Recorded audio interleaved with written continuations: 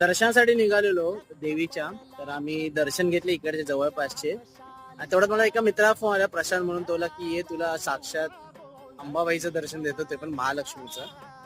तर बोललो ठीक आहे चला जाऊन येऊया मग दर्शनाला.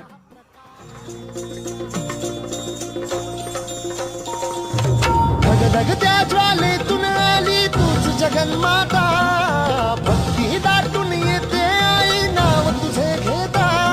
आई कृपा करी माझ्यावरी जागवी तो रात सारी, आई कृपा करी माझ्यावरी जागवी तो रात सारी. आज गोंधळाला ये करवीर निवासिनी श्री महालक्ष्मी अंबाबाई मंदिर या ठिकाणी आलेलो चारकोपला. खरंच मंदिरात आल्यावर कळलं की इकडची देवी जी स्थायिक आहे इकडची, इकडच्या सगळ्या कांदिवली आणि बोरवलीतल्या कोल्हापूरकरांनी ही देवी बसवली आहे. एकदा नक्की या. मी तर